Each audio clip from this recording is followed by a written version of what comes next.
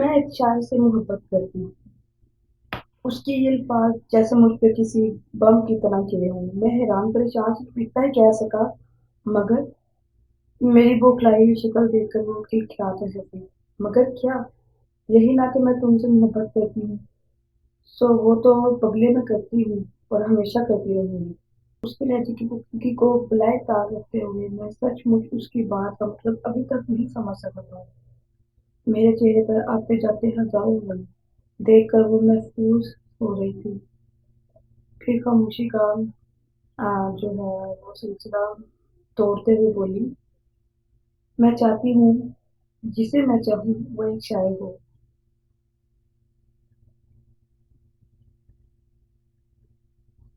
بس میرے دل میں یہ عجیب سی شدت ہے، ایک خواہش ہے جو تم سے آج کہتی۔ میں کچھ دیر یوں ہی خاموش رہا اور پھر ایک زوردار قہقہ لگا کر ہنس دیا، یہ سوچ کر کہ میں کیا سمجھ رہا تھا اور کیا نکلا۔ اب حیران ہونے کی باری اس کی تھی۔ تو اس نے پوچھا، تم ہنسے کیوں؟ ایسے ہی، میں نے اس کے چہرے کی حیرانگی کو نظر انداز کرتے ہوئے بات ٹالیوں کا، آج تم بہت پیاری لگ رہی ہو۔ وہ کھوئی ہوئی نظروں سے مجھے دیکھتے ہوئے بولی، یہ تو تم بہت ہی کہتے ہو۔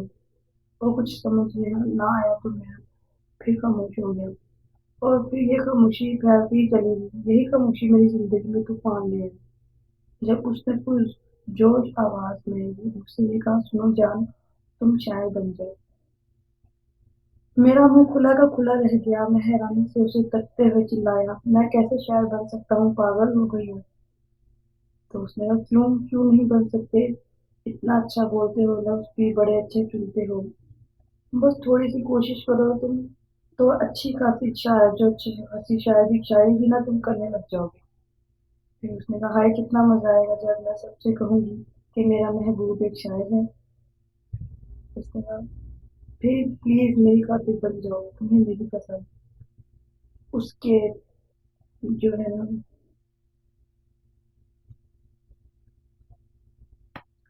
اس نے باہیں میرے گلے میں ڈالتے ہوئے بڑے چاؤ سے کہا۔ تو میں نے کہا، مگر پگلی جانتی ہو شاعر کیا ہوتا ہے؟ لہو اگلتا ہے، درد سہتا ہے، آنسو پیتا ہے، اور کچھ نہیں، بس جیتا ہے۔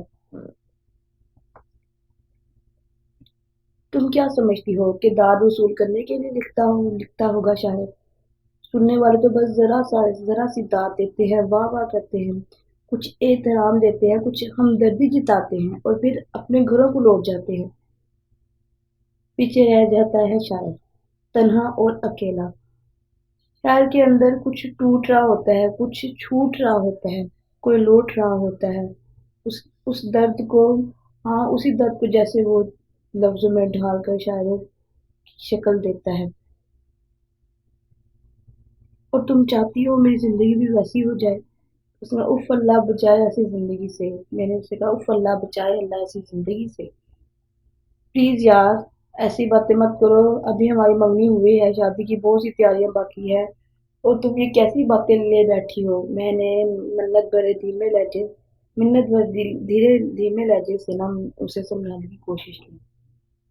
تو وہ بھی کسی ضدی بچے کی طرح نہ ضد کرنا شروع کی، پلیز پلیز، یہ کیسی محبت ہے تمہاری جو میری اتنی سی خواہش پوری نہیں کر پا رہی؟ تمہیں میری قسم، اس نے باقاعدہ جو کہتے ہیں ضدی لہجے سے نا کہا، پر تم میری بات بھی تو سنو جان، تم بہت بھولی ہو، شاید ایسے نہیں بن جاتے، اس کے لیے بڑا حوصلہ چاہیے ہوتا ہے، جب تک کوئی چوٹ نہ کھائی ہو، کوئی درد نہ پالا ہو، کوئی محبوب ہر جائی نہ ہو، کوئی دریا بہایا نہ ہو، شاید نہیں بن سکتا جب تک یہ چیزیں نہ ہوں۔ اور میری محبت ادھوری نہیں ہے، میرا کوئی محبوب ہر جائی نہیں ہے، میں کوئی چوٹ کھایا نہیں ہوں، میں کیسے شاعر بن جاؤں؟ ہماری شادی ہونے والی ہے، اس لیے تم پلیز اس جو ہے نا چیز کو یہیں پہ کلوز کر دو، اس چیپٹر کو۔ ابھی بہت کام باقی ہے۔ میں نے اس کے ہاتھ اپنے ہاتھوں میں لیتے ہوئے سمجھانے کی ایک اور کوشش کی۔ اب اس کے پاس کوئی جواز نہیں تھا، اس لیے وہ بھی یہ سب سن کر صرف اچھا ہی کہہ سکی اور خاموش ہو گئی۔ ہم کافی دیر جو ہے نا یوں ہی چلتے رہے۔ آج پہلی بار سب کچھ عجیب عجیب لگ رہا تھا، حالانکہ وہی पत्ते वही हवाएं, वही फूल, वही शबनमी जो थी, चीजें थी सारी, वही डगर थे, वही राय थी, मगर सब कुछ आज अजीब लग रहा था। क्यों वो खामोश थी और मैं यही सोच रहा था कि कैसी अजीब सी ख्वाहिश थी उस पगली की। यही सोचते शाम हो गई। कुछ दिनों तक हम अपनी जिंदगी में फूस रहे, मसरूफ रहे, मुलाकात ना हो सकी। और फिर कुछ दिनों बाद जब उसका खत मिला, खत की पहली लाइन पढ़ के मैं मुस्कुराया और बड़े नाक से पढ़ने लगा, बड़े जोश से पढ़ने लगा। जान से प्यारे, मोहब्बत रूह का रिश्ता है और तुम ही ने कहा था मैं तुम्हारे अलावा किसी और को चाह कर भी नहीं चाह सकूंगी। और ये भी सच है। मगर मैं क्या करूं, मैं चाहती हूँ जिसे मैं चाहती हूँ उसका यानी तुम्हारा नाम हो, मुकाम हो, लोग तुम्हारा ही जिक्र करें। तुम एक शायर हो, शायर वक्त के नाम से जाने जाओ और मेरा सर फख्र से बुलंद हो जाए। मैं भी कह सकूं कि देखो ये शायर वक्त मेरी मोहब्बत है। मैंने अपनी और तुम्हारी मंगनी तोड़ दी है। अगले माह अपने कज़न से मेरी शादी है। तो फिर उसने कुछ भी खत में अलग से लिखा होगा। तुम्हें तो पता ही है कि इन्हें कितनी जल्दी थी। सो मेरी हाँ के बाद उन्होंने एक ही मार दिया। खैर तुम मुझसे और मैं तुमसे अब कोई राब्ता नहीं रखेंगे। हमारी रूहें तो एक दूसरे में समा चुकी हैं। तो फिर हमें क्या परवाह, कहीं फिर भी रहे हम तुम। मोहब्बत और फिर मोहब्बत है, तुम मेरे रहोगे और मैं तुम्हारी, है ना? उसने आगे सवालिया निशान से पूछा। देखो जान, यूं समझ लो हमारी मोहब्बत का ये इम्तिहान है। अब कोई बहाना नहीं चलेगा। तुम्हें तो चोट हो चुकी है, तुम्हारी भी महबूबा तुम्हें छोड़ के जा चुकी है ना। उसने बहुत के जो कहते हैं ना, उसको महसूस हो रहा था कि जैसे वो उसके सामने बोल रही है। अब तो सारी कंडीशंस है ना, अब तो तुम शायर बन सकते हो ना, है ना? तो बस तुम्हें मेरी कसम अब इनकार मत करना, बस शायर बनना। तो आज मैं एक शायर हूँ।